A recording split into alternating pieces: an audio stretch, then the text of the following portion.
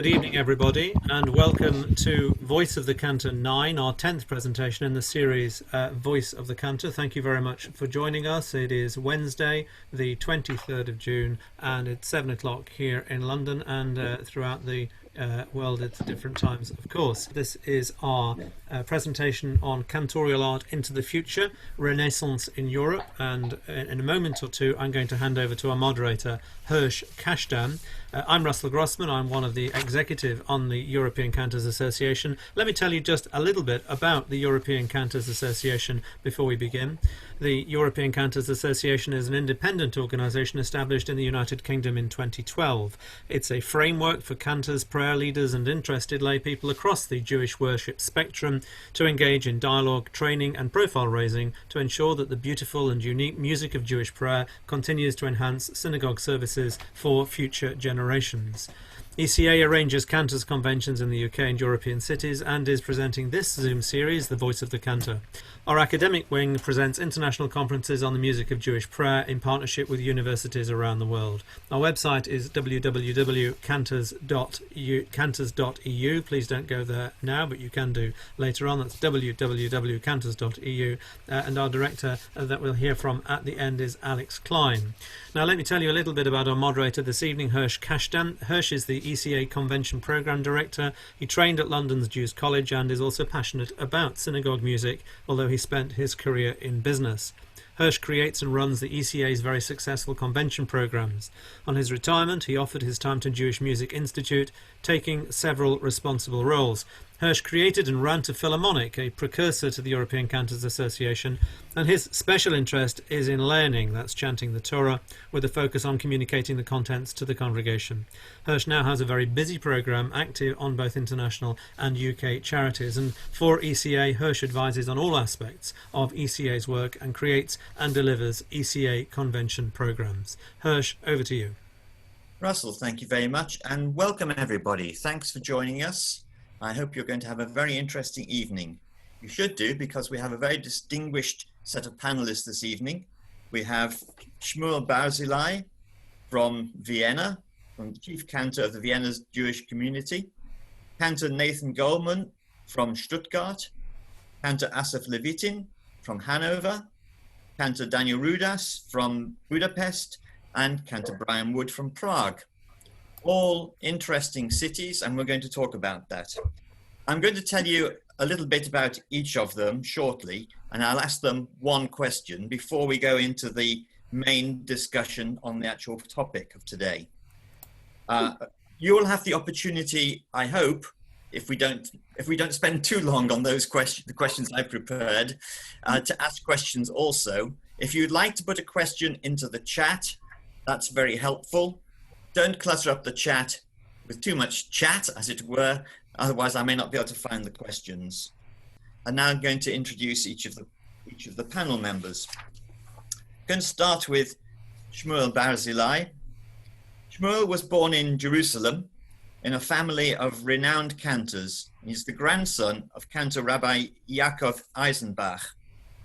He studied at several Israeli yeshivot, received his basic education in Chazanut from the Viennese cantor Zalman Pollack, and he graduated from the Tel Aviv Cantorial Institute, which we know very well. He majored in philosophy and Judaic studies at the University of Vienna, where he received his master's degree. Since 1992, Shmuel Barzilai has been chief cantor of the Vienna Jewish community. He's been invited to sing in many international venues, Germany, Switzerland, Israel. Actually, I don't know why I didn't mention London, but definitely in London, because he and I met there doing that. He's twice received the Golden Badge of Honor for services rendered to the city of Vienna, which is fantastic honor, and he's recorded many CDs. His profound musical and religious knowledge is ably demonstrated in his book, Hasidic Ecstasy in Music, which was published in 2007. Shmuel, it looks like you were destined to be a chazan from an early age. At what age did you in fact decide that you were going to do that? And when did you first lead services? I was born, as you say, about the family of chazanim, and I hear all the time chazanut at my home. But I don't know before that I will be really chazan, but I want to do it. And My first chazanut was in the yeshiva when I was in Hebron yeshiva. We make mincha for Yom Kippur. All Separate. right. We make separate minyan, and this was my first officially chazanut in some special day. And then after my marriage, I make more jobs for chazanut. Okay, thank you. I'm now going to go to Cantor Nathan Goldman. So here is somebody who dreamt to be a cantor from a very early age. And he sang at a young age in the choir of the Prince's Road Synagogue in Liverpool, where I come from, where his grandfather held the post of cantor. Actually, I was never allowed to go to Prince's Road Synagogue because I had a mixed choir. It was verboten. Due to his talent, Nathan Goldman was accepted into the Tel Aviv Cantorial Institute. That's the second one in Turkey. At the age of 16, very, very young, of course, and learnt under the direction of Naftali Hirsh and all the other distinguished cantorial musicians who are there. And at the same time as his studies, he also completed his 3-year service in the Israeli army. I'm sure that was at least as challenging an experience. Nathan has been cantor at the Israelitische Religionsgemeinschaft Württembergs in Stuttgart since 2017. And this actually means the Stuttgart main synagogue, because that's what the IRGW really is. It's the Stuttgart main synagogue. So Nathan, was it a deliberate choice to become a chazan outside the UK, or was it simply that this was the most attractive job that was available? Well, it wasn't my choice to become a chazan outside of the UK. I would have loved to have been a chazan in the UK, but unfortunately, the role of a chazan is very scarce in the UK, as you all know. So I was very lucky that a German community, and the role of a chazan in Germany is very different to the one in the UK. It's really the role of the chazan, let's say 100 years ago, in which a chazan has to do weekday services and to read from the Torah, and has a more of a ministerial position in Germany than in the UK. So therefore it is a full-time position. So it wasn't really by choice, but I'm very happy that it worked out like that. Maybe in the future, I will end up in the UK, maybe, if I become good enough. Okay, thank you. I'm now going to turn to Cantor Asaf Levitin. Asaf was born in Tel Aviv, raised in the Upper Galilee. He started singing in choirs during his military service. This new hobby led him to study opera at the Tel Aviv Academy of Music and later at the Saarland University in Germany. He then began his career as an opera and concert singer. So Asaf studied chazanut at the Abraham Geiger College in Potsdam, Germany, and became an invested cantor in 2016. He served as chief cantor of the liberal Jewish congregation Eitz Chaim in Hanover, Germany's largest liberal congregation. But after 5 years there, he decided to pursue his knowledge of Jewish traditions more widely, and he's now freelancing as a cantor. Cantor Levitin runs 2 vocal ensembles, both focusing on Jewish liturgy. The Drei Cantoren, the 3 Cantors, with whom he's now producing their 3rd CD, and the Kolot Vocal Ensemble. He also conducts the celebrated Shalom Choir in Berlin. So, Asaf, is freelancing and running ensembles better than being a chazan? I don't think I would have been able to do the freelancing without the knowledge that I pursued as a chazan, because my concert career nowadays is all about chazanut in a very wide understanding of the word. I mean, we do, I'm inspired both by classical chazanut as by piyutim, Oriental Oriental music, Hebrew songs, which are in a way connected. So I take this to my work as a cantor, all these inspirations, and I bring them back also to the stage. Great, great, thank you.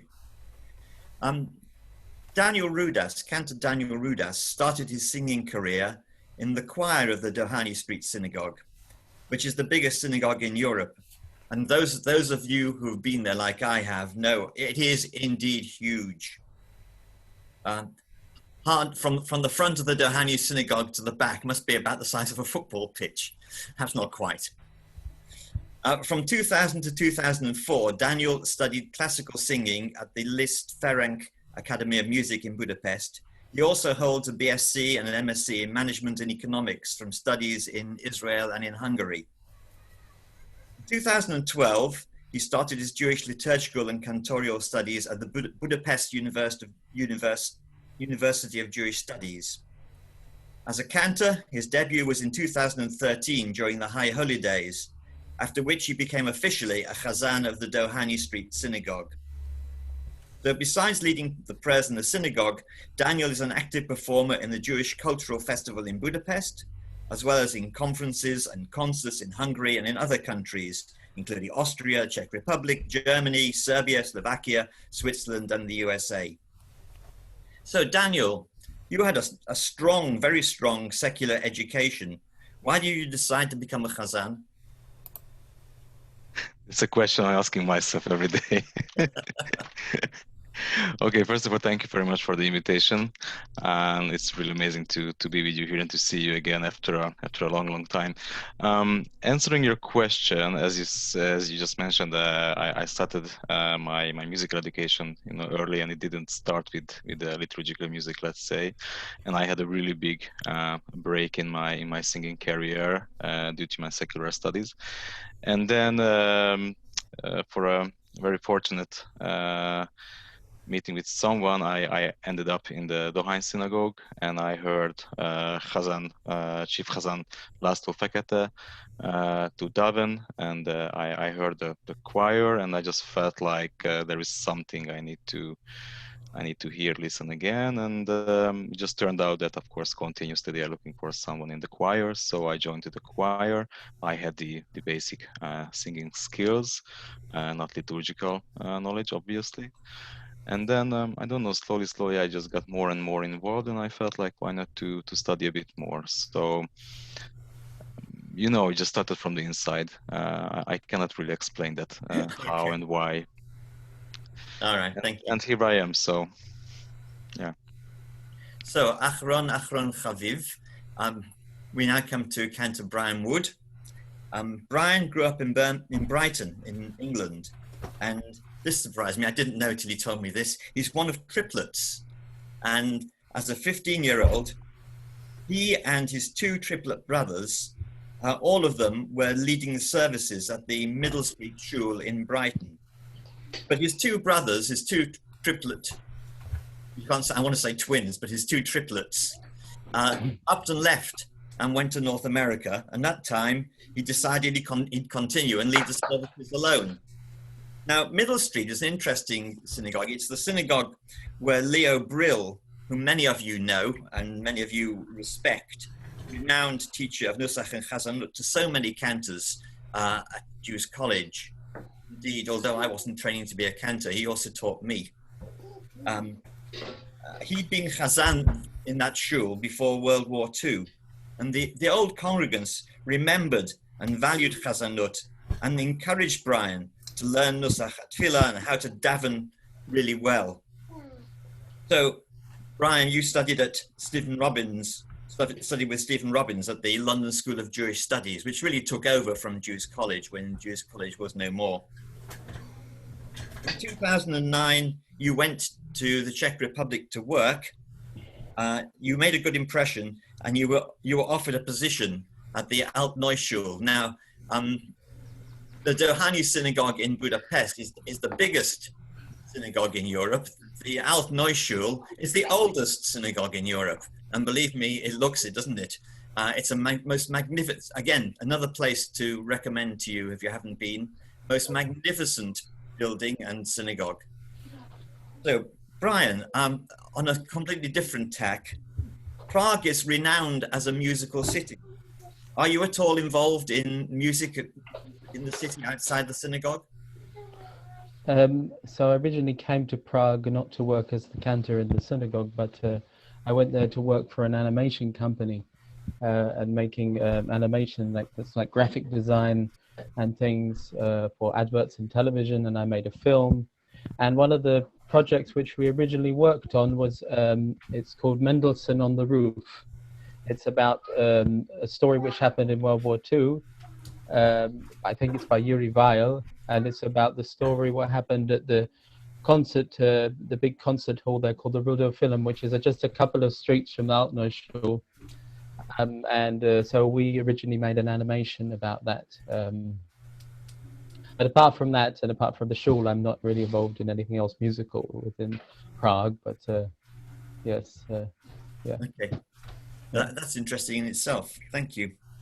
Okay, so we're now going to come to the topic of our discussion today, and the background to this is that, as you've heard, these 5 cantors are all working as cantors in cities that suffered at the time of the Holocaust, and several of them also with communism.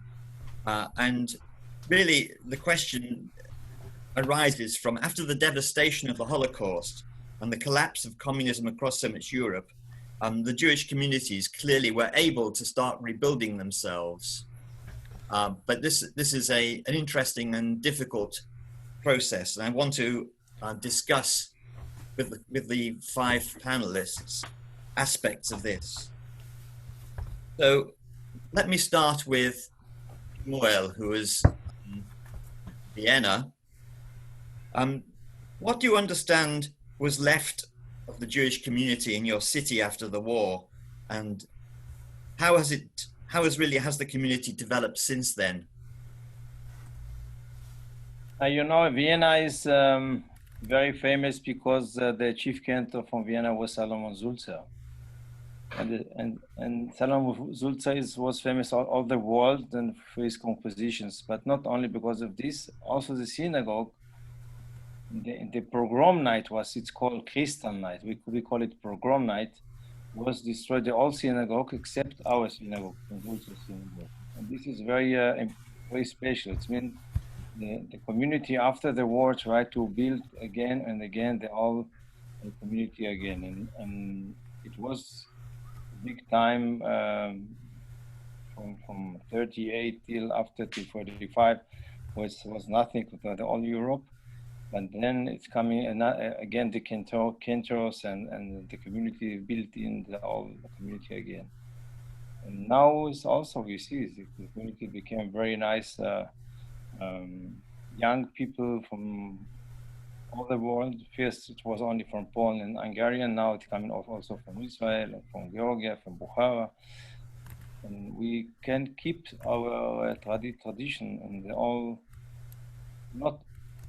It's the only one synagogue is singing the old Sulzer compositions, but we sing also another composition except Sulzer. But Sulzer is very, very, very. Very special melodies for this synagogue. Thank you. Let me turn to Asaf. Asaf, you're in one of the German cities in Stuttgart.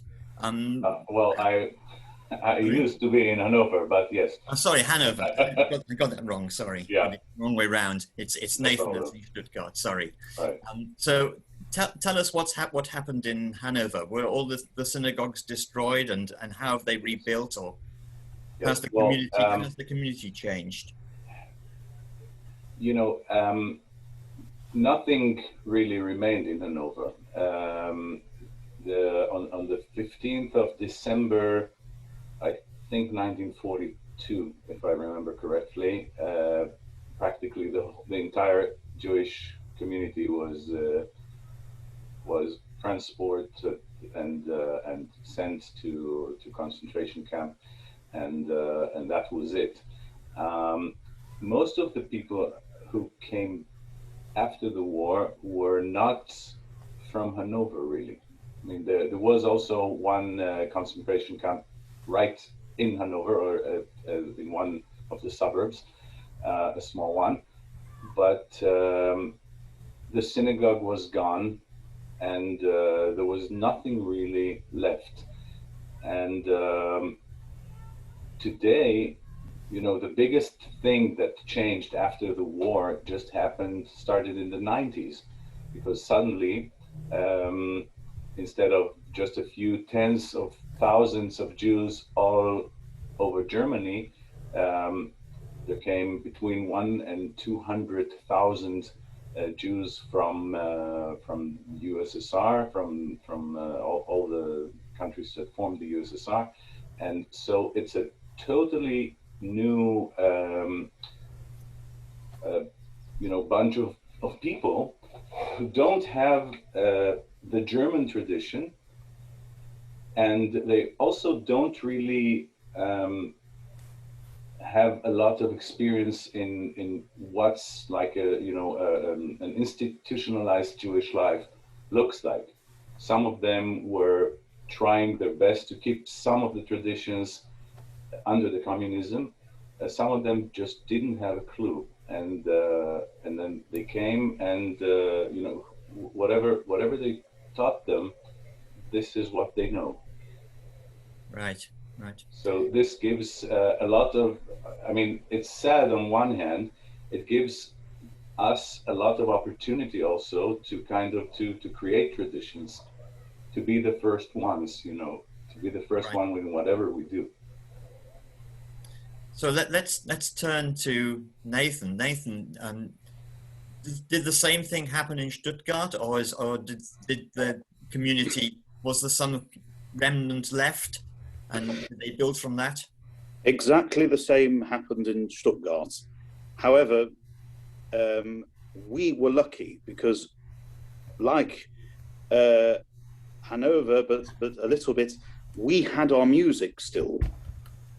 I have a collection that my wife found for me. She works in the archives, and she was able to find for me the music. So after the war, 2 families came from Stuttgart back, or 2 or 3 families, not very many. Most of them were Polish refugees after the war that stayed on in Stuttgart purely because their friends were there and they didn't feel comfortable going anywhere else, because here they were looked after and they were taken care of, and many of them were sick. So that was really the beginning of Stuttgart post-war. Before the war, it was a very Germanic community, very modern. It had beautiful, beautiful melodies, but it was Reform, as many of the synagogues were in Germany.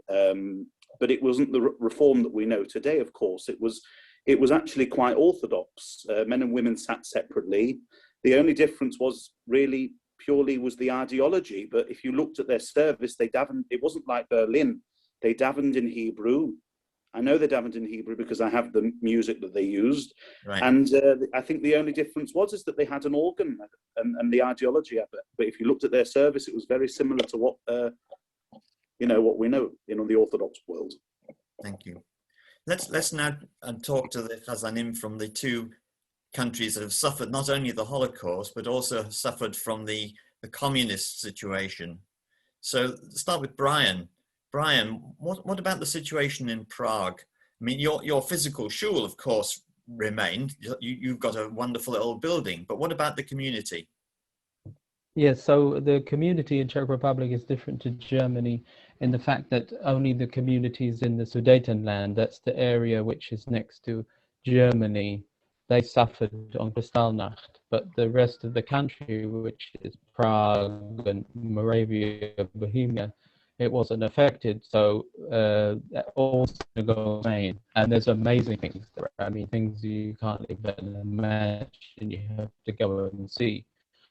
We have an amazing museum with many artifacts. Everything survived because there were people here working in the museum to archive everything. And so we have some amazing stuff. We've got a kettet, or a crown, which was given by the Neu Shul Prague. We have all kinds of amazing things anyway. But so that kind of stuff survived. But the community with an amazing history that it has. We have the Maharal here. There was Rabbi Yehuda Leib. He was the Nodder Yehuda, Yehezkel. So many great rabbis were in Prague. The shul is 750 years old. It's the oldest functioning synagogue. But after the Holocaust, as you said, then communism happened, and the people who came back to Prague were many survivors. The history before the Holocaust was the Prague community was not such a religious community. The Alt Neu Shul remained Orthodox, but that was about it. Although Prague was a very Jewish place, it was not such a religious place. And so, although there were a few survivors from Prague who came back, the main people who came back to Prague and kept the synagogue active were people from a place called Munkac. That's eastern Slovakia. The reason they came to Prague and remained in Prague was because it was the furthest west they could get. They were trying to escape from communism, and they ended up in Prague. They couldn't get any further west. A big disaster for Czech Republic was in the end of the Second World War, that the Americans had made an agreement. There was an agreement that they wouldn't go past this place called Pilsen. And so actually the Americans could have liberated Prague in 1945, but they didn't. They had made an agreement. So the Russians came there and took control of Prague, which sort of set the history for the next 50 years. And it wasn't until 1989 it finally became, it wasn't any more communist. And they struggled throughout that. It was very difficult to be Jewish. And so the Holocaust was a physical annihilation of the Jewish community, but the communism was a spiritual annihilation of the people who remained, and it was very difficult. So it means that the Czech Republic isn't like Germany, or it's not like Austria, where people came then. The Russian Jews didn't come to Czech Republic. So the people who remained there were these last survivors. But we have a very different situation there. We don't have a group of people who came. So right. Yeah. And finally, Daniel, so what about Hungary? What about Budapest? You've also suffered from both the Holocaust, horrendously, of course, and also from the communists. How has the community come through that? It's quite a difficult question. It's not easy to answer in few sentences. And actually, there is someone here in the audience, Gira Sharon, who has more experience about the real communist period after the Holocaust. However, what I can tell you, it's mostly from the 90s, and also my experience. Basically, I'm coming from a family which was not just religious but completely kept it in a kind of secret. The only thing what I knew when I was a child, I was born in 1982, that I Jewish, but no one explained me what does it mean. The only thing what we experienced, that basically after the political transition after 89, 90, something started to move in the Jewish culture in Hungary.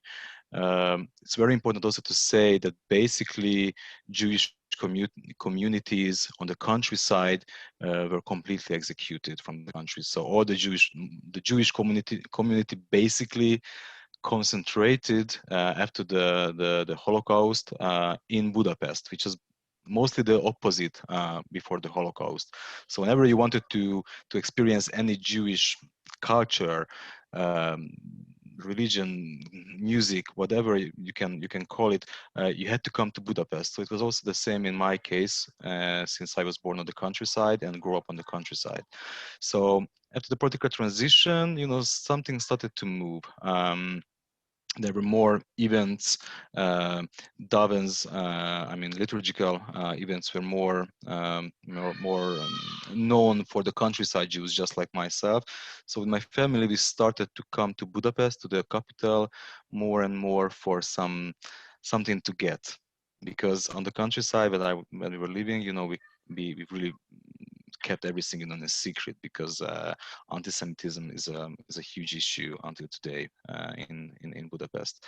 So what was very important in this time, it's a children camp which calls Szarvas. It's called after a city name on the south of Hungary, and those Jewish networks in my generation are basically settled, established in this Jewish camp. And until today, in my generation, this is the let's say the starting point of the Jewish culture, the Jewish community. Everybody, it was more a cultural cultural thing, not religious, let's say. Of course, you could learn. And schools, some Jewish schools were just opening this time. I'm sorry, I don't want to keep it so long. Just I wanted to give you some picture, you know, about the situation. Yeah. Yes, I mean what I'm really after, and I really like to put this to all of you, is the changes that have taken place. Clearly, there've been dramatic changes in each of these locations. Even though you may have your Jewish history, like the salsa history or whatever the musical history of the particular place is, have these traumatic events really affected the development of the community? And clearly it has in some ways, as Asaf said, you've got completely new people, basically. But let's ask Shmuel, for example. So has the traumas that the community suffered still visible in some way? Has it changed as a result of that? Do you think things have moved on and are now forgotten, or is there still does the history matter? Sure, the history is part of the community. Nobody can change it, because the Holocaust was very, very hard in Austria, everybody know. And also the connection between the community and the government is very, very good. And they try to do a lot of good for the community, and because of the past. But it's too different. But if we speak about the community and about the synagogue is one of the spitz of the famous for the community, the president of the community. But they have a lot of another things, and they try to come out from the past, but it's very, very a lot of impression from the past, which was. Okay, Asaf, yes, please. You're muted. Yeah, well, I just wanted to talk about trauma in a different sense, not just the psychological trauma, but also the physical trauma of, for example, not having organs in synagogue anymore. You know, the synagogues, the instruments were not there. The synagogues were destroyed, and the very moderate, very humble synagogues that were built after the war were built not only without the tradition, because it was other people, but nobody built the organs back. They were in every synagogue, and you know, we're talking about Sulzer and Lewandowski, and of course, Cantor Barzilai should be doing a lot of Sulzer in Vienna, and we all do Sulzer and Lewandowski. But every major city in Germany, I know Germany better than other places, had its own big cantor. You know, we had Kornitzer in Hamburg, you had Löwenstam, you had Meyer Kohn, you had Jaffet, you had Kirchner, and all these people, you know, if you used to like jump 100 years back, if you go to Munich, you'll hear Kirchner. If you go to Hamburg, you'll hear Kornitzer. If you go to Mannheim, you'll hear Meyer Kohn or Adler. And all these composers, you know, their music is still there, but there's nobody to really promote it. And I'm trying my best to promote this music, but I don't have many friends who are Jewish to help me do that. Right. Because, you know, most of the Orthodox tradition, both in Israel and in Europe, is not very fond of probably just, you know, knowing that this possibility is out there, like, you know, that there is, or that organ belongs to the synagogue, and that mixed choirs belong to the synagogue, and it used to be like that, and it would have been like that till today, unless the Shoah. Yeah. So I'm involved, and my best friends, this is how it is, my best friends in promoting this kind of music are churches, because they're interested in that, and they said, oh, we have an organ, we have a great place where you can do that. Recently, Amnon Zelig, my friend from Mannheim, and myself joined the Deutsche Kammerchor, and we're having like a tour throughout Germany with under the title Hashivenu, And we just formed a program with all the names that I mentioned. And of course, there is also Lewandowski there. You cannot, not do Lewandowski. But with a very wide range of other composers that I've totally forgotten, or hardly as good as forgotten. And we tried to go throughout the cities where they were and kind of bring each of the composers once back to his hometown with his music. So that's why we call it Hashivenu, to bring them back. But there's just a lot of music and nobody, not enough people to bring it back. Nathan, how's the situation in Stuttgart? Is it also, is the trauma, was there much change as a result of, is the trauma still alive? Yes, you can't get away from it. Stuttgart, Germany, the blood of the Jews is still boiling. You can feel it. But one has to know why he's here, and that is to, like my friend, my colleague, my German colleague just said, to preserve the German music, the German Nusach and the German traditions. However, I am an Orthodox Jew.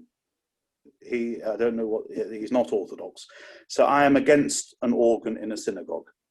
I would say that you have to preserve the music without an organ. If we live because of the former USSR came to Germany, whether we like it or not, a lot of them became Orthodox Jews because they came to Stuttgart. Stuttgart became Orthodox due to the high Polish tradition that was after the war. I would say that it's important to be both. So, for example, in Frankfurt, they were one of the few Orthodox synagogues that still had a strong music tradition, but they still kept Orthodox traditions. And I would say you can have a perfectly beautiful service using the tradition. I have all the music and I use it from time to time in my service, but I sing it with a male choir. I don't sing it with a mixed choir, and I don't sing it with an organ, and it's still very beautiful. I would say it's important to preserve Orthodox German, because let's not forget, before Reform came along, there was Orthodox. I had the Mayor Levy, who has become very famous in the last few years, lived in Esslingen, 20 minutes away from where I live. He was one of the few chazonim that was an expert in Nusach in Württemberg. He was a student of all the chazonim in Württemberg and composed many compositions. He came to Stuttgart, which was a Reform synagogue, and he said, here I have, when it was about to be built, it was a beautiful synagogue, came to the rabbi and said, here I have the Nusach for you to use. He said, that is the music of peasants. We don't want that. And they went to a non-Jew who was a genius. His name was Feist, Emanuel Feist, who lived in Esslingen. He was a professor at the Music Hochschule in Stuttgart. And he composed for them, with the help of the Cantor, very modern, beautiful melodies. In the melodies itself, you can hear Stuttgart. It's very incredible. It's like Mombach, you can hear London in some of the stuff.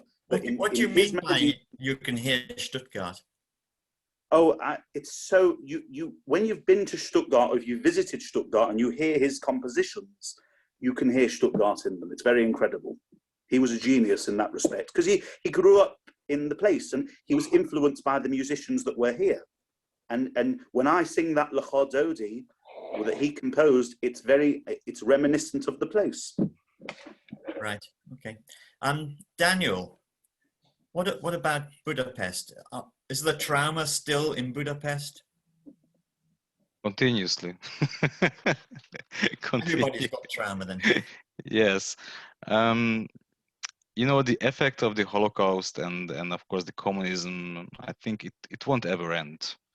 In my community, the average age is around, let's say, between 60 and 70. So all of the community members in my shul, in Dohany shul, are really, really highly affected of both. And I can tell you that the way we are working on these traumas, but I think it's kind of average or general in Jewish communities all around the world, is a very ironic and cynic joking continuously about it. I think I'm not saying anything new. From musical perspective, we have very, very strong traditions, which first of all coming from the east of Europe. Bryan just mentioned Munkács, which is, let me correct you, it's in Ukraine. We're part of Transylvania, which is in Romania today for a while in the 19th century, but it has a very strong. I mean, it's in Ukraine, but it was a Hungarian part. And as maybe most of you know, most of the very big chazans are coming from this area, from the Odessa, Munkács, Ukraine area. So this really affected the Hungarian cantorial music. On the other hand, and Shmuel knows it much better, it's coming from Zúcer, of course. The first organ was built in a Hungarian synagogue was in Nagykanizsa, which was basically highly supported by Zúcer back in the time in the 19th century. So this was another effect. And of course, if Giora is here, or for me, he's Yuri, because his Hungarian name is Yuri. He can tell you all the other amazing chazans in the 20th century who had some really additional value and extremely strong influence on today's Hungarian music. Just to mention you, my teacher, Baruch Dayan Erwin Klein, who just passed away last November, was the nephew of Moshe Stern. So, and then in his family there are opera singers, chazans, and so it's really strong and a heavy heritage on our shoulders, which we need to bring towards to the future. Myself, I'm trying to learn from all of you. Probably you don't realize it, but I'm following your work and pieces. I'm really trying to bring into the Dohany, but the community expects, melodies, nusachim, what they know. So no matter I try to bring something new, I'm always saying that, Danny, it was very nice. Go back to the original. This is normal. This is normal. I had to get used to it, of course. First, it hurt a lot. I took it very personal. But on the other hand, what is very important, but I wanted to mention that we have an organ in the synagogue, as you know, and the organists we have, they are always really highly educated musicians, non-Jews, obviously. But since they are not quite sure about that connection. Yeah. No, there are some who are Jews. Of course, they are not playing on Shabbos, but the lead organist. But they really bring their expertise, their knowledge to the Jewish music culture, and sometimes, not just sometimes, pretty often, they bring something which really lifts up the music. If you understand what I mean. Shmuel, we have a common friend, Zoltan Neumark, as you know. He's a half Jewish guy, and he's amazing accompanist. I mean, Shmuel, please ensure me and just confirm my statement. And the way he's playing, I think he's today in Europe, but I can tell you, even on world-wise, he's one of the best Jewish accompanists for chazans.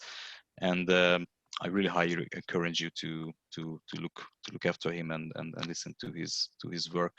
So it's a very interesting mixture of different influences from the east, from the west. Hungary is in the central of Europe, so of course, we have many effects, and it's not easy to balance and to bring forward this heritage what we have. Okay, I've asked you all a difficult question here. I'm going to ask it of Bryan as well. Bryan, in a way, I felt that from what you were saying, that Prague had it easier than many of the other countries. But is there trauma in Prague? Do you feel trauma in Prague? I would say actually Prague didn't have it easier. I mean, the community here was 85–90% destroyed by the Holocaust. There was 20,000 people out of over 100,000 people who only 20,000 people survived, and after World War II, most of them emigrated, and the people who remained, they had then a very harsh kind of communism. So, I mean, the Neu Shul was very symbolic of Jewish survival. It survived. It's been there for 750 years. It survived fires, a flood in 2004 where the water went completely through the shul. It survived communism. It survived the Nazis. It even survived when they wanted to pull down the ghetto. The Neu Shul is the only building, one of the only couple of buildings which remains. So actually, the Prague community has been through many different kinds of things, and Baruch Hashem, it's still there. The shul is really a miracle. I just wanted to go back to what Daniel said about Munkac. So Prague, Czech Republic, Austria and Hungary were all parts of the Habsburg Empire, which lasted until 1918. Munkac today is in Ukraine, but after the First World War, Munkac for a period of time was part of Czechoslovakia. Yes, I know. Was a country until 1992. So as I was explaining to you, these people, these Hasidim, they were able to get as far west as they could because they were Czechoslovak citizens. Because in this brief period between World War I and II, they were citizens of Czechoslovakia. I met, unfortunately, when I came there in 2009, not so many of these people were left, but there was one old man called Mr. Feuerstein. I grew up in Brighton, and as I grew up in Brighton, I know there's some people here from Brighton. I grew up in the shul of many old people, and to me, they were all heroes. And but when I came to Prague, there was only one elderly gentleman, Mr. Feuerstein, and he was from Munkac. These were the kind of people, they were going to the shul in the rain, the sun, and everything. Every day they used to go there. There were 10 men, and they kept the shul going until communism ended. And since that time, so mainly the people who come to the shul are people who have rediscovered Judaism. They had Jewish roots, and they had also, like Daniel said, they went to some of these camps, Sarvash, which is a Hungarian camp, summer camp, and so since 1990 the community has had a chance to grow again, but it's never going to be the kind of community it was before. So we obviously feel the effects of the Holocaust today, because the Prague community will never be like it was, but we try to do what we can, try to encourage people to come. We have a lot of tourists who come, which is a nice thing, but it's also a sort of a hindrance at the same time. In a way, it helps the community, but it's very difficult for then the community to, the people don't feel needed if the tourists are coming. But that was something during Corona which changed, but we are happy that the tourists come because it helps the community a lot. Right. In fact, I do want to come to the present day, really. I want to move away from so much from the history, although it is going to inform what you answer. So, Shmuel, let's start with you. Tell us what challenges you faced in the community and how you addressed them, how you have addressed them, how you are addressing them. As my colleague says about the repertoire, about Chazanut, I want also to connection this my answer between what we do in the synagogue and what we do now in the last time. I feel that the people don't have a lot of much of patience to hear Chazanut too much. People have no patience. They want to see something and then to go to the kiddush, or maybe to go home. What we do, as I say, we do the all Zulzer, much of the Zulzer composition, but not only Zulzer. And what I have, Bezrat Hashem, I was built 15 years ago a children choir. You know, we have choir every Shabbat, Friday night and Saturday morning, Shabbat morning. And if you do Chazanut too much, it's too sad for the people. Even it's nice Chazanut, but it's too long. We have to have a really timely to know how long can we the services every Shabbat. And then I build children choir. The children choir pray every Musaf, Musaf on Shabbat morning, and they're singing not Zulza, they're singing everything. I sing also not only Zulza, yes, but the children singing very, very happy melodies. And what they bring to the synagogue is very, very nice weather. You know, children bring happy, and they're singing. Everybody very happy to hear children. The parents who come who don't speak, we want to hear his children, and we became much more young people in the synagogue because with children, young people, and for the children themselves is also very important. They became they know how to stay of the stage in the future when they have bar mitzvah. You know, they have not so much nervous like everybody who stands in the stage. When we do a lot, and they know the all services for Musaf outside. This is what everybody is for anybody is very, very good. And what we became during this children choir is very important. I recommend that every community to do it because Nusach is very important. I know people speak about Kalibach long time. They says, I remember Dr. Mordechai Sobi says, why the people do only Kalibach? Kalibach do also Nusach, not only melodies. But slowly, the Kalibach come in, and also the people who do the Cantors who do Nusach, they do also Kalibach. Kalibach is also melodies. When everybody like and love to do it, and the important in the Chazan don't not do a concert is what he says in German, Vorbeter is Chazan. He must to bring the whole community together. And I'm sure when the community come in the synagogue, when they do active, not only to hear, they do together, and they singing together, they come home very, very happy that they do something in these services, and not only hear somebody else. Even a very great chazan. You know, my big, I come from family from Chazanut, but my hop teacher was the Cantor Moshe Stern. I do even my audition in Vienna when I'm starting here in '92. It was a concert with somebody collect for me as a candidate, and Moshe Stern was the hop Cantor. And even when I do something, I talk to him, and we learned very much from him. And he also mentioned and also mix in his composition self a lot of melodies all the time. We do a lot of chazanut. For me, Cantor Moshe Stein is the best chazan between. Also, Naftali Eshtik was one of my teachers, both from Hungarian, and I'm very, very proud because also my grandfather Yaakov Eisenbach was mentioned.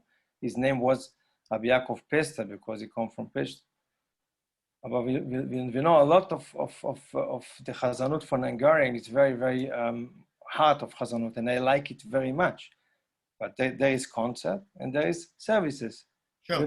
A big difference between Chazanut to concert, or Chazanut to somebody want to hear Chazanut, to the Shabbat, who Chazan pray every Shabbat. It is very, very with choir. Okay, thank you. I wanted to talk, in fact, at some point with you all about involving the young people. So your venture with the young people and the choir is obviously a very good idea.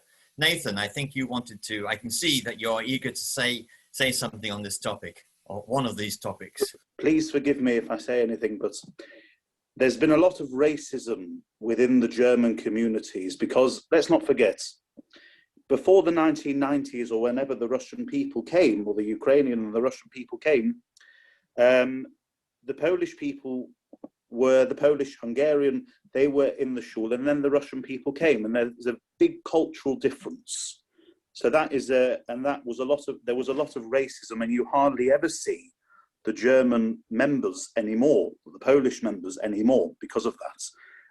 And that is a sad thing. With regards to the music, and I have to tell you this because, and I'm sure most qualified chazonim would agree with me, is that when the Russian people came, for the first time in many small communities, there were people, Jewish people, coming to shul.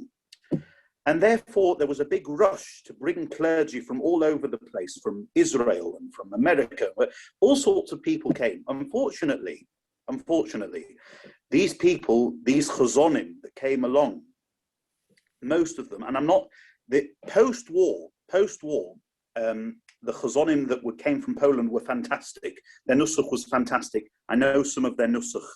Thankfully, I know someone that was recorded for me. Some of the nusach that the chazan that was here after the war, his name was Carmen. He was a genius chazan. I'm talking in the 1990s. The chazonim came and they brought very cheap stuff with them, very cheap melodies. The whole nusach was destroyed, I believe, in that time, because here was a German shul full of Russian people, with, let's say, an Israeli chazan that had never trained, and he brought with him, he didn't care about preserving any traditions or preserving any culture. He just wanted, there had to be a service of some sort. So therefore, the synagogue music was very cheapened in that time. Very, very, and when I came to Stuttgart, I have to give this example because I wanted to bring back, before the war, I had melodies from before the war that my wife found for me. I wanted to use them, but unfortunately I wasn't able to use them because people didn't know them. People weren't used to that sort of music, because my predecessor, I'm not saying his name, for example, on Rosh Hashanah, he would sing, Yigdal Elokim Chai v'yishtabach. That's not the nusach for Yigdal, because he did that for 17 years. And he did that. So therefore, that's a Stuttgart minhag to sing Shabbos Yigdal on Rosh Hashanah Yom Kippur. And, so I came along, Yigdal Elokim Chai v'yishtabach. What the hell is he doing? We've never heard that before.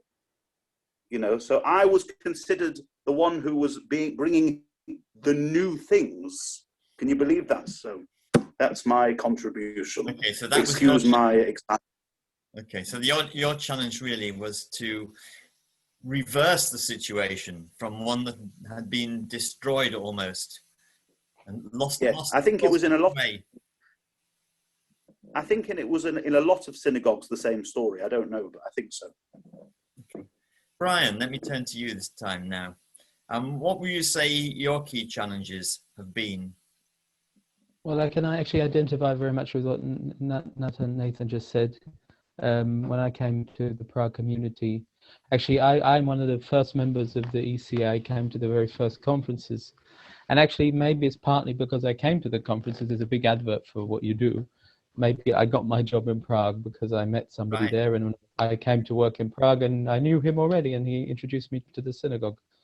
So anyway, but at the ECA conference, I think it was 2008, a few months before I went to Prague, they came, a group from Prague, and they showed this CD of a man called Vladislav Blum. He was a chazan. He was, I don't remember where he's from now. I have the CD here. Moshe Blum. He did, during the communist time, sometime in the 80s, he recorded the services in the Jerusalemska synagogue. It was formerly a neolog synagogue, because that was something which was popular here. It still is in Hungary. There was an organ, and he recorded the services he did during the Shabbos and some of the Yom Tov. He put a tape recorder in the bimah and pressed it before Shabbos, and he recorded it. So we have some of the recordings. And I just want to add here, because you've been talking a lot about organs. And the organ in the synagogue is not something which was introduced by the Reform. Even in the temple times, there was musical instruments in the temple. But in 1716, there was an organ in the Neu Shul. We had an organ in the Neu Shul, and obviously, if you've been to the Neu Shul, you'll see it's not. There's a big mechitza. It's like, I don't know, a few inches thick, stone walls. We had an organ in the Neu Shul, and it was a minhag in Prague. Yes, Veronica did the research, as Alex is saying, and they made this wonderful CD by Moshe Blum, and a lot of the music is also so. So that was the custom in Prague. Now I faced a lot of difficulty with this because I started to do it in the Neu Shul, and as I told you, the group of people who came to the Neu Shul was these group of people from Munkac, and they had a very deep tradition. and they didn't keep the tradition of before from the pre-Holocaust time.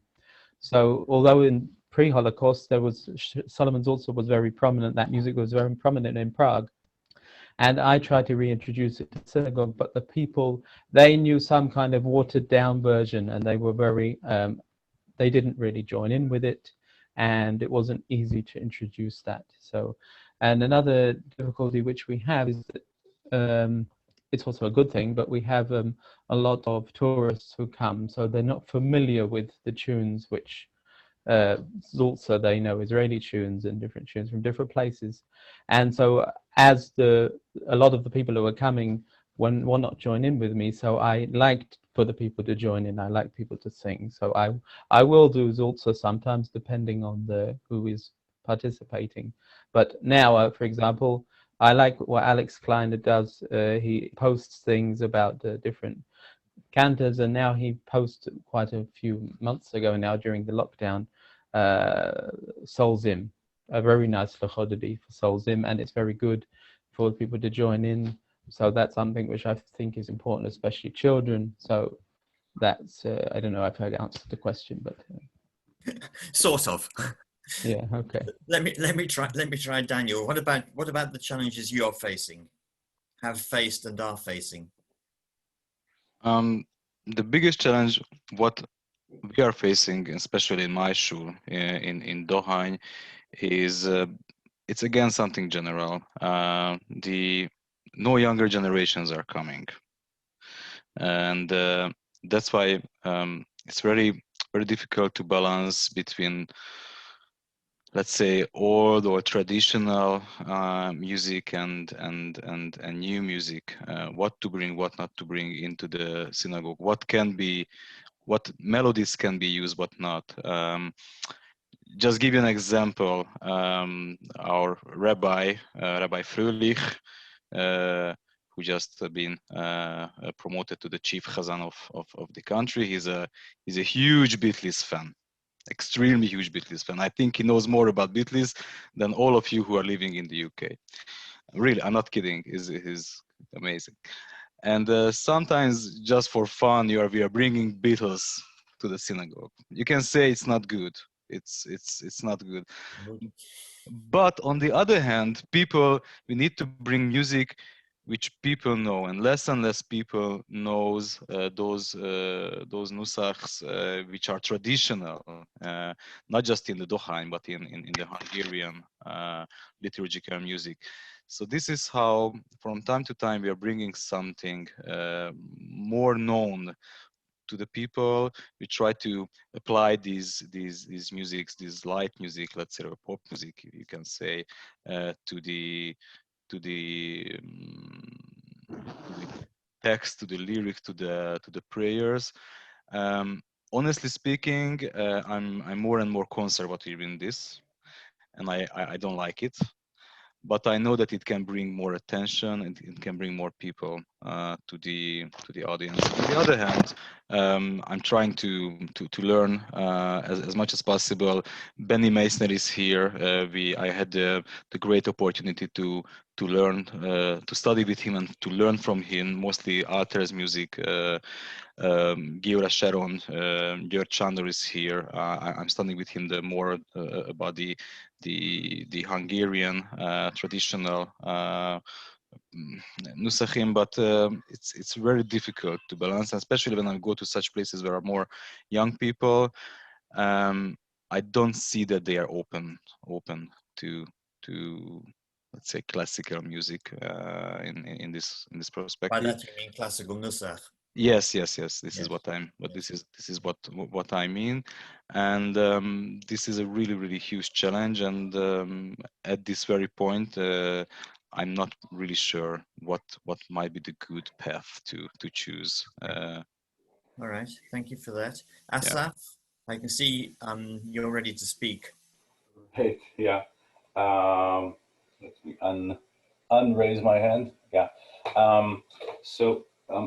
We're very busy with like if they like our nusach or not, and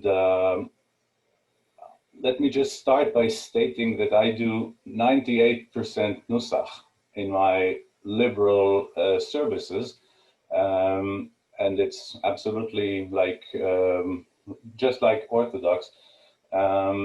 It's all nusach based, but you also have to create some relationship really with the community, which is sometimes also verbal. Just make sure they know what they're praying. Make sure they know which page you are. You know, I mean, we sometimes forget to talk to the people as one of them and just help them go through the service together. Like, you know, let me take you, and I always do it in concert, so maybe it's very natural for me, you know, to explain what this song is about. If I sing Schubert Lieder, I know how frustrating it is to sit in a vocal recital and not know what they're singing. And, you know, I mean, I'm one of the few native Hebrew speakers in this panel, I think. And it's difficult. And also, even for me as a Hebrew speaker, it's not always very easy to understand every word in the Brit Shmei, or even some of, to be completely honest with you, not always I understand every word in the Haftarah. And, you know, it's... Can make Google Translate. Come again? You can go Google Translate. Thank you, thank you. Maybe I should bring it on instead of Tikkun. Just put it, you know, the tablet right next to me. I'm liberal, you know, but no, I'm joking. So if it's difficult for us, it's 10 times as difficult for our congregation and for people who don't really speak Hebrew. And so I just tossed the question now: how many of you make sure that the people you are so angry at for not liking what you do understand what you do? I just raised my hand. I'm sorry, guys, if I interrupt before someone. Just one thing. As I understood, you talk about two different things: concert and daven. Just no, not really. Just because I come from the world of concert singing. Yes. Before I joined Chazanut, this is a very natural thing for me to communicate with my audience. Yeah. Okay. Just let me add something. On a concert, there might be a presenter, right? Who might, or it's you or someone you ask to do that, who introduce the upcoming musical pieces, no matter it's liturgical, opera, or you just mentioned the Schubert Lied, which I'm a great fan of it. So who helps it? I think this is the point. I'm not. First of all, I'm not angry on anyone. before you think like that, I think this is the point where the rabbis. I mean, in our case, the rabbi comes in. You know, who shall help you, and who has the let's say the better knowledge, if I may say something like that, to explain the text, the lyrics, the content to the people who are coming to the synagogue in general. On the other hand, I think it's highly important, and this is what I'm trying to, let's say, support more and more, to bring out the synagogue life a bit out of the synagogue, because in our case, I see that people, let's say, kind of afraid to come into the synagogue, and since we cannot take them inside to the synagogue, I think it's our duty, in my duty, to go out and bring the synagogue to them, and to bring myself, bring to daven, bring the everything closer to them. And this is what I'm experiencing in the Hungarian case. Because whoever wants to come to the synagogue, those 15-20 people who are coming on daily basis, they will come anyway. No matter I'm singing, I'm dancing, doesn't matter, they will come. But the rest of them, they are not. So they're not coming. So that's why it's more important to, in our case, to go out of the walls and to bring this amazing word closer to them. So while you're making that comment, let me ask you, what about involving young people? Do you find a way of involving young people? And I want to ask you all that. May I answer Shmuel first, has or? talked about his choir, but I'd like to hear from all of you what you do to involve the young people. As I said before, we do the program for the children. Is the main program that we have for young people. We have a little problem with the children after the bar mitzvah till the wedding. Then we have to find a way to bring them again. But till the bar mitzvah is very easy because of the children choir. And as I say, the parents coming also with, not only the parents, the whole family. You know what we became for the children choir is the whole family singing the melodies at home.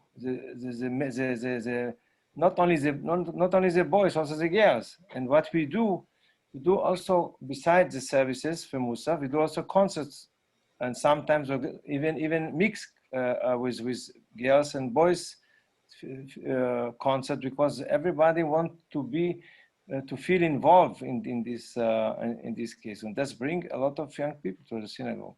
Okay, good. Nathan, what about you? Do you do anything to involve the young people? What young people? You haven't got any. I'm the young person. I think it's important to show, I think young people, I am a young person, for those that don't know, but I think young people like authenticity. What people don't understand about young people, they like authenticity. Tefillin, we wear tefillin every day. Tefillin have been the same for hundreds of years. We don't go about saying, oh, the tefillin are so boring, why don't we change them to pink? They'd be nicer in pink, you know. I don't believe in changing the service for young people, but I don't have any young people. But I think that if you have a young guy that is interested in music, like, thank God I had, who's here, Chazan Marks, who's here, he was very encouraging to me as a young child. Is he here? He was very encouraging to me as a young child. And I think if you come across a child with a good voice, get him involved. Unfortunately, a lot of children, they're not so, you know, they're shy to sing. Some are not shy, some are shy. If you have one that's got a nice voice, sings in tune, get him involved, get him singing solos with you. And if you have a few young people, like, I think there's nothing better to preserve chazonus and preserve music than a children choir. I think that's such a great idea, and I think it's something that that's where most chazonim from the olden days, that's where they learnt their craft. They were all in the choirs. So I think that's a very good idea. Asaf, you're something else also about the young people. Can I have 2 minutes more? One, yeah, and then I want to turn to Asaf. Go on. Yeah. If I want to bring as a simple from time for the Corona time, you know, this was a problem that the synagogue was in the first 2 months closed. And the community, the Chazan is not only the synagogue, the Chazan is part of the community. There's a lot of another jobs that the Chazan can also do beside as a Chazan. And one of the simple what I want to mention, when the synagogue was closed between March and May 2020, the people feel very nobody entfernt from the synagogue, entfernt from the community. And what I started to do online services, first for home, every day twice from home. For this room, what we speak now, we have with the iPhone, the all services morning and afternoon. It's not minyan, but we became 1,000 of people who look inside and feel involved in the community. Even it's now everything is closed. And later after May, the synagogue was open. Then we do till now, and Monday and Thursday, and also Kabbalat Shabbat in the summer, because we pray very early at 7, and Shabbat is only at 8:30, 8:40, and then in Avdalah too.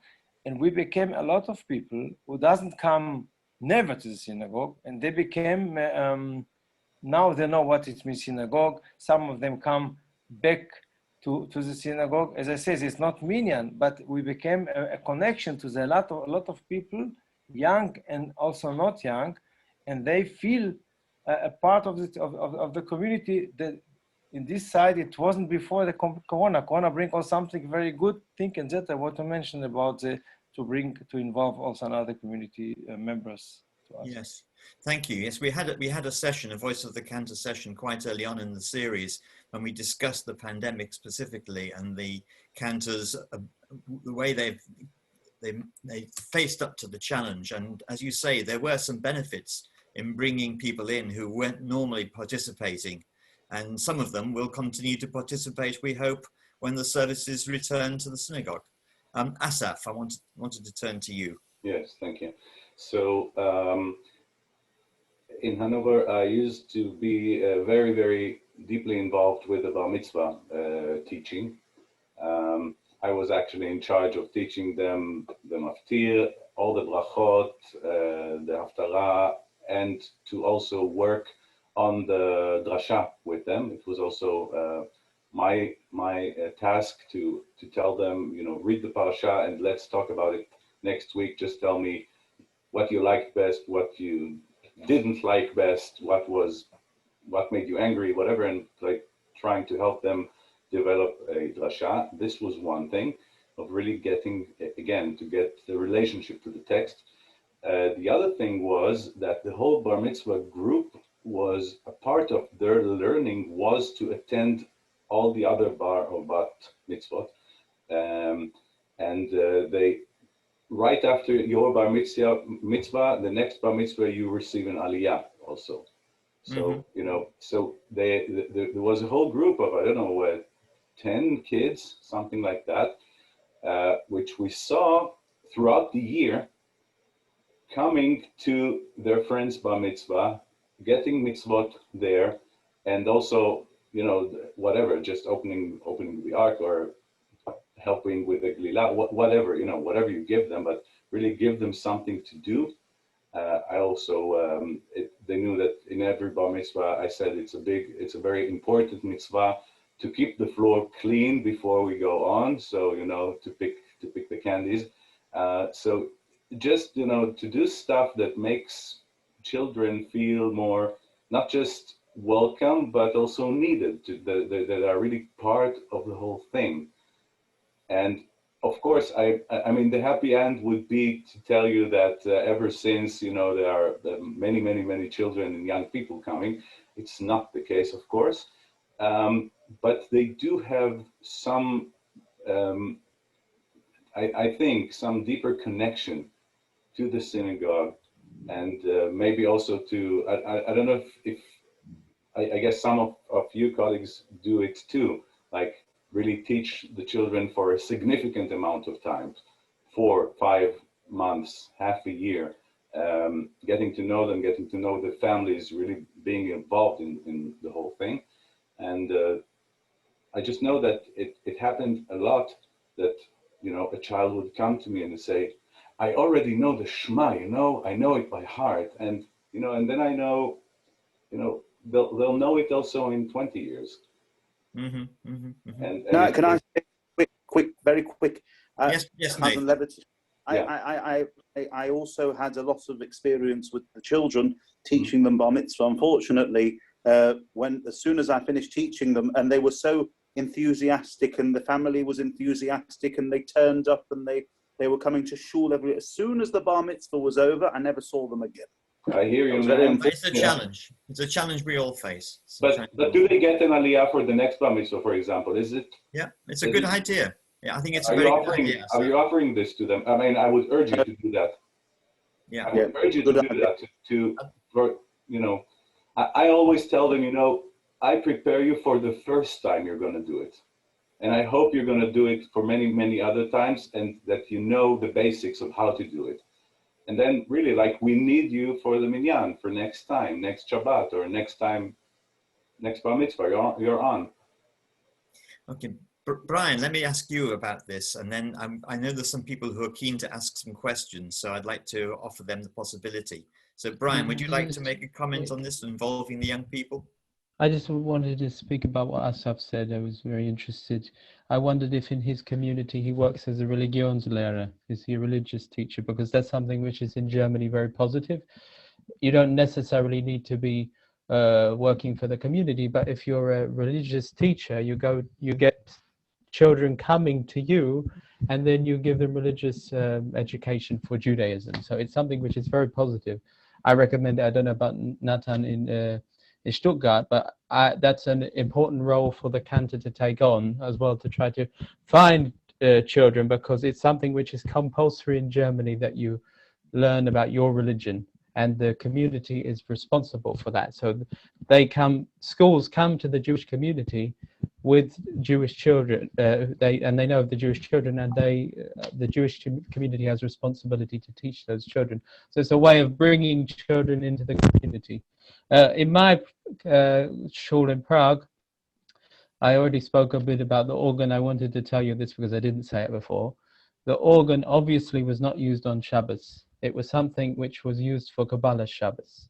And there's a story about the golem, how that when the golem was deactivated, I won't go into that, but that's a legend anyway. The real story is that there was a choir which said Mizmor Shel Yom HaShabbos. They sang it, and they sang it with a musical accompaniment, which was obviously done before Shabbos. It was in the time just running up to the time but where they started doing the Chododi, and they wanted to accept Shabbos in a great state. And how do they do that? By singing music. So they used to do Mizmor Shel Yom HaShabbos with musical instruments, and then they put them away, and then they would do Mizmor Shabbos, Yom HaShabbos for the proper time, when it was already Shabbos and it was everything. They would do it without musical instruments. But this is something which I wanted to bring up. So during this Corona time, we've been doing services on Zoom, and we've been doing Kabbalah Shabbos services on Zoom. I think it's a very good thing that it helps to encourage people who wouldn't necessarily come to the synagogue. People all over the country listen to it and watch it, and it's a good way of encouraging people. In the shul, I have maybe one boy who helps me with the services, and it really makes it much more dynamic kind of thing. It's not nice just to be the only voice. It's nice to have a high voice and a deep voice, especially with the acoustics of the Neu Shul, which were built for services. It sounds much better when you have different voices. So it's obviously something which I like and encourage. Thank you. Okay, I'd like to offer the opportunity for one or two people to ask questions. Can I ask Joel Lichterman to say a few words, because he just put something in the chat which I think was very pertinent to what we've been discussing, and if you would like to say something, I would appreciate it. Thank you, Alex. I was listening with a lot of interest to some of the comments regarding children. We were choristers 40, 50 years ago in choirs. We were exposed to all aspects of synagogue music by participating as children, and that experience stayed with us. And when I came to the United States 25, 26 years ago, I created a children's choir, not a formal choir as such, but what I called the Kids Chorus in Denver, Colorado, in a traditional synagogue. And many, many kids went through that chorus, especially trained for Shabbatot, such as Chanukah and Shabbat Shirah, and of course on Rosh Hashanah and Yom Kippur. And I can tell you that if you're smart and strategic about how you use those kids, you can have large numbers of people remain in shul towards the end of Rosh Hashanah services, 1:15, 1:30 p.m., because if kids are going to sing Hayom Ta'amtzenu and participate in the Hasidic Kaddish and perhaps in the final shofar blowing, the same as they participate in the first shofar blowing at Ashrei during the end of Shacharit, they will bring their parents with them to shul. And if you have 15 to 20 kids, that means 20 to 30 parents and grandparents. And these people then become supportive of the efforts that one makes, and their kids continuing. These kids are then far more trained already for the B'nai Mitzvah, B'not Mitzvah. And I can tell you for a fact that I am doing a wedding in August, for instance, in next month in Colorado, where that boy, he's now an adult of 31 years old, was a kids chorister of mine. So the connections are strong, the connections remain, and there are other cases where those kids choristers from 20 years ago have got their own children today, for whom I am working to train their kids for their B'nai and B'not Mitzvah. Those connections are incredibly important. Every one of those children can sing Tzadik Ata Hamar, etc. And that's classical nusach, that's classical music. That's straight from the tradition of Lewandowski or Zulz or whatever you, or Alman or any of those, for the Hineni Muchana Muzaman, for the counting of Sfira, and so on it goes. They don't forget it. And if they do, you just have to sing an opening line and it comes back. Parts of the Unetanot Tokef, Kikeshimcha, B'chol Maminim, and the liturgy goes on and on and on. I think they are the clue to some of the future of what we're calling traditional cantorial music or synagogue music in synagogues.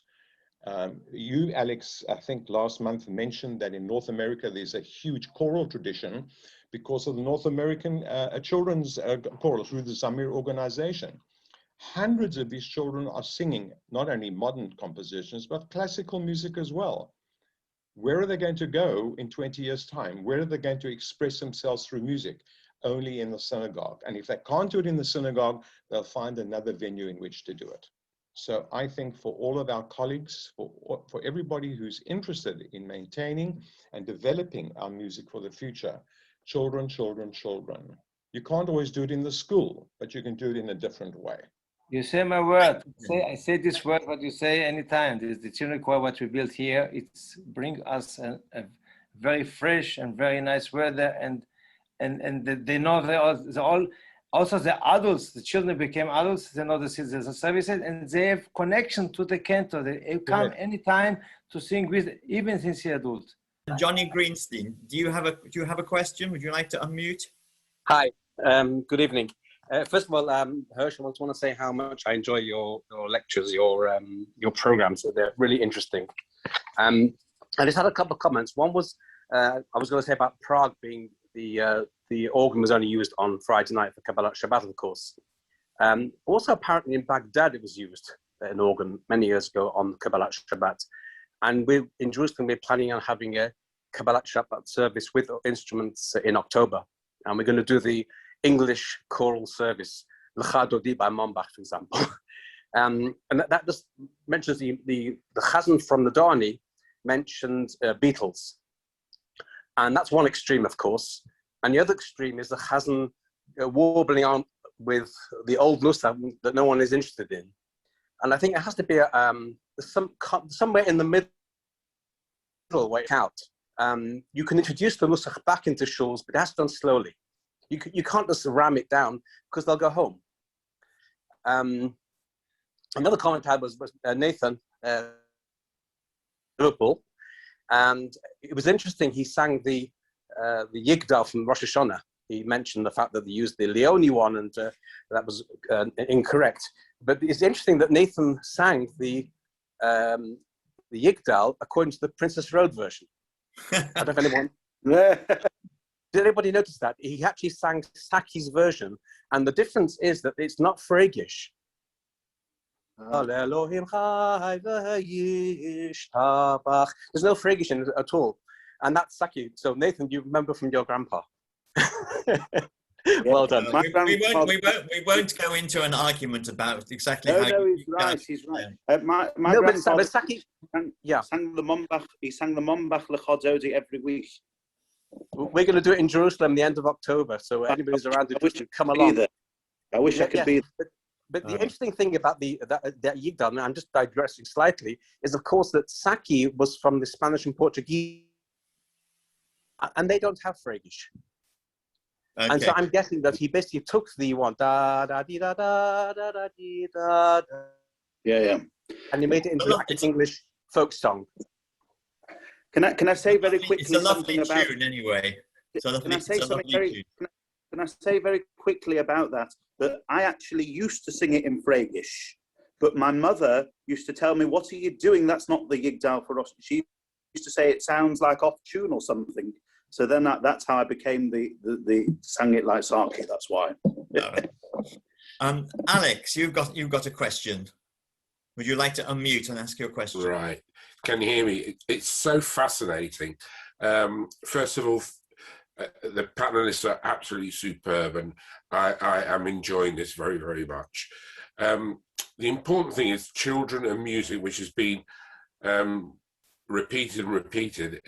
For Daniel, I mean, I know that there's a huge Jewish school in Budapest. I've been there, and it's also the home of the kosher kitchen and so on and so forth. And they bake challahs and present the children, and the community goes there and buys things for Shabbat and one thing and another. But we were entertained, I think, when we were there last time, by a children's choir from that school with a superb teacher and some musicians. Is that still in operation? Is it still happening? Is it still encouraged? That's to you, Daniel. Yes, as far as I know, yes. Of course, I don't know what was the situation during the COVID situation. And here I really need to mention a great colleague of mine, Chief Chazan Immanuel Zucker. He is the Chazan of the Jewish Theological University's Synagogue, and he's working a lot with Bar Mitzvah boys, with kids. He's teaching a lot. This is basically his main profession, to be a Chazan. So as far as I know, yes, there are at the moment three Jewish schools which belong, but let's say closer to the neolog community. And as far as I know, in each of them there is some musical education regarding to that. The school you are mentioning, the Shaber, there is, and there are also another great musicians who are supporting Chief Chazan Zucker's work, and they are working together, of course. Yeah. The other question is for everybody: do the Chazanim in the communities get the support from the rabbi of their shul, and also do they get support from the shul's executive in programs or things that they actually want to develop in their own synagogues to move it forward, or do they get a negative reaction? This is for everybody. Asaf, would you like to answer that first? Yes. This panel is the European Cantors panel. There is no parallel union for German Cantors, unfortunately, and we stand totally alone in front of the congregations. Many of us don't have a rabbi. Like I didn't really have a rabbi in Hanover, and I don't want to get too much into the reasons why I'm not in Hanover anymore, but just to put it in one, just to give you one fact, that was the fact that made me not want to be there anymore, is that the board told me in writing that my position is strictly musical and not at all spiritual. It's not at all part of the clergy. And this was a thing that I just could not take. Because, many times, again, I came from the world of concert music into Chazanut, and many irritations or things that I had to confront with my board started on their side with like, well, of course you're a great musician, but like nobody's doubting my musical abilities, but just don't mix up with, this is for the grown-ups. And this was very, very frustrating. I did manage to do a lot, but the first question I would be asked before, even on Yom Kippur, from people in the board is, how long is it going to be? And I said, well, how short do you want it to be a Musaf for Yom Kippur? Of course, I mean, we are liberal. We can omit some, but you know, some things you have to do, some things you want to do, and are important for me. And there's a lot. You know, one of the comments I read here was about the Einheitsgemeinde thing in Germany. That means, you know, the money is coming from the state and falls in one pot, and it has to serve everybody. Hanover is slightly different because it has 4 communities, but basically, you need to find a way to appeal to everybody. And so there is no like other, you know, you don't go across the street if you don't like the, you know, the liturgy. There's nowhere to go across the street. It's all, it's not private money. And it's not a private initiative like I don't know how it's in England, but in the States. So there is a very delicate give and take between the cantor and the congregation, or the board of the congregation, about how much freedom you have not to do the music. They trusted me 100% with the music. I could do whatever I wanted. I also, by the way, I also wrote new music. I think in Germany, probably first time after the Shoah, that new pieces are being introduced. Like we have now without me, but there's Hanover, Hanover Nusach or Hanover Minhag, which I started. So they trusted me 100%, but when I told them that, I don't know, that the Machzorim for Amim Noraim are terrible, they said, well, this is what we have. And yeah, really, so you've had your challenges with your board in particular. Absolutely. Do any of the other panelists like to make a comment on their relationships or the difficulties with rabbi or board? I work very good with the rabbi. We have good, we understand each other very good. He let me to do what I think, and I give also his, let him to give me as his advices, but we work very good together. And you've probably been there longer than he has by some time. Yes, but you know, the rabbi in the synagogue, the rabbi have another job at the Cantor, and both can be successful, and everybody do his job very good. And well, your old rabbi could sing. Michael could sing because we have his son who in Manchester is the rabbi of our shul, and David sings as well, plays the guitar, and his kids are musical. So you were very fortunate with Michael, and you know, the different relationship. His father brought me to Vienna, you know, when I starting, but now he's in retired, and we have a new rabbi. But also with the father of David, I was very good with him. He brought me from Tel Aviv for the school, and this is the story. This is yeah. And maybe he also like to sing again. We do a lot of concerts together. May I make a suggestion that because we have the internet, we have like the shul in the Hamptons. If Nathaniel Hirsh wants to do something with the choir, they preview it on the internet, and they also mention in the services that they're going to do certain pieces composed by certain people, and give a foretaste to the communities of these pieces, and this goes out on their public television or whatever it is throughout the States. And the hits during the Zoom pandemic has been hundreds of thousands from all over to listen to this type of music. And it seems that the congregations are starved of it because of the people that run the congregations. So it's to do with education. So my next question is, we need to educate the children. You can't have so many questions. No, we need to educate, well, nobody else is answering, but we need to educate the children in our beautiful liturgy and make it exciting.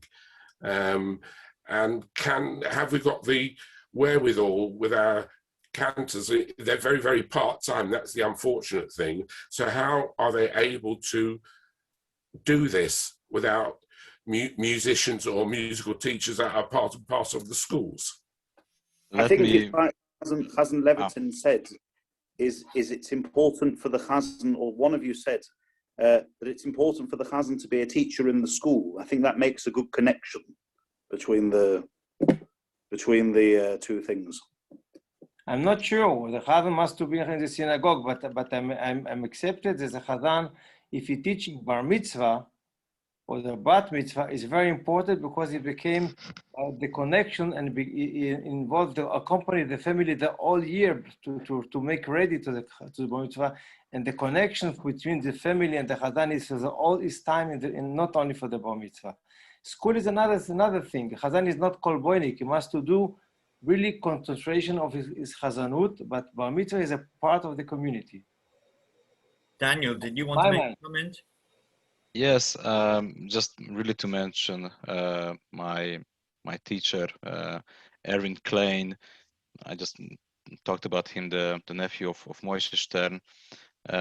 He's really, in this education thing, he's my sample, because, you know, I remember that there is the synagogue in Hegedűs Gyula street. Maybe some of you heard about it. That's a status quo synagogue. He was there, the chief chazan, and every day he started to teach. I don't know, like 1 o'clock, 2 o'clock in the afternoon, and students, including myself, went to him every hour. And he taught everyone, no matter it was a bar mitzvah boy, it was someone like me who planned or wanted to be a chazan, and he made it with I mean, for free. He was just teaching, and with such a patience you cannot imagine. And until his very last breath, he was doing it, and he never raised his voice that, come on, you didn't prepare for the class, why you didn't study, etc. Okay, let's repeat it again. And he, you know, the funniest thing was that he recorded the nusachim, everything, on cassettes, you know, on old cassettes, for sure, you know. Yeah. You know, and in the time, in the 21st century, can you imagine? So when I went to him, he said that, he asked me that, can you bring me a cassette? I thought that, but Erwin, I'm using smartphone, MP3 player, maybe I can buy you some MP3 recorder or something, you know, I don't know. He said, no, I have my cassette, so can you buy? So I went to MediaMarkt and I asked the guy that, are you still selling cassettes? I don't know. I had to buy a cassette player because I didn't have it in the last 10 years. It was unbelievable. I still have his cassettes, and until I digitalized all of them. And until today, I'm listening his records, what he was making in the last 40, 50 years, I don't know. And he was a really great sample for me in this. And that's all I can think of, that this is what I should do also in the future. Thank you. Share them, Daniel. Please share them. Yeah. So people have to leave. I know we've been going now in 3/4, I think. Before everybody does leave, I just want to firstly thank our panelists. It's been very interesting what they had to say. Thank you for answering so frankly, even when you had to wink about the answer rather than answer it directly. I understood you. I'm sure everybody else did as well. I just want to tell you a word about the final session in the Voice of the Cantor series, which is coming up. Not on a Wednesday. This one is coming up on a Thursday, the 1st of July. And it's also in the same theme of the future. And this one is called The Rise of the Female Cantor. We have Cantor Zoe Jacobs from Finchley Reform Synagogue, Cantor Tamara Wolfson from the Alith Reform Synagogue, Cantor Jacqueline Chernett, who runs the European Academy for Jewish Liturgy, Shani Ben-Or, who is student, rabbi, and cantor in Jerusalem and New York. And we have Cantor Daniel Singer from the Stephen Wise Free Synagogue in New York. Thank you, Russell, who's put up the panel for you so you can see them all. I'm sure it'll be a very interesting discussion. And I would like to invite you all to join in. So this is Thursday, 1st of July. If you go onto the European Cantors Association website, you can register for it, and you'll be able to join in. So thank you very much, everybody, and anybody who wants to get in touch with Alex or any of us at the European Cantors Association and has any positive ideas of how we move things forward to preserve our wonderful music and to develop our wonderful music, then please do so. Officially, I would like to thank everybody, all the panelists, for a wonderful evening or day and of discussion. I mean, there's plenty of food for thought. Thank you for very, very much for giving of your time. I know it's precious, and we hope that you'll continue to support us and to tune in and to help us go forward. Thank you so much. Thank you for coming, and please God, we'll see you next week. Thank you. Thank you. Thank you for the invitation. Take care. Stay safe.